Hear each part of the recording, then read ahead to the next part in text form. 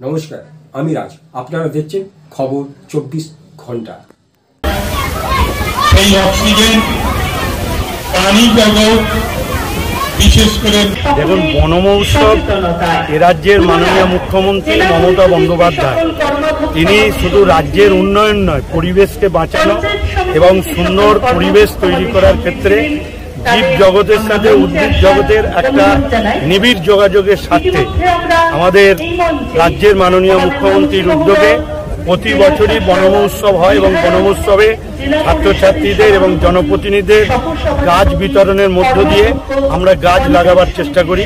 সেই কাজটা এবারে হুগলি জেলা প্রশাসন বন দপ্তরের মধ্য দিয়ে আজকে বলবার আমাদের এই কৃষি দপ্তরের কৃষি খামারের মধ্যে এটা অনুষ্ঠিত হলো। এখানে আমাদের যেরকম ডিএম উপস্থিত আছেন, জেলা পরিষদের সভাধিপতি, সহকারী সভাপতি, কর্মাধ্যক্ষরা উপস্থিত, দুই বিধায়ক তপন মজুমদার, তপন দাশগুপ্ত সকলেই উপস্থিত ছিলেন এবং এই পরিবেশে ছাত্রছাত্রীরা অংশগ্রহণ করেছিলেন।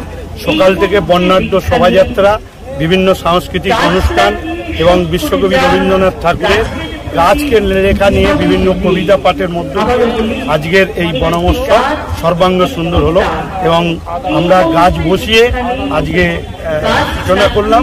এবার যেহেতু বর্ষাকাল, সারা মাস ধরেই এই বর্ষাকাল ধরেই গাছ বসানোর প্রক্রিয়া চলছে।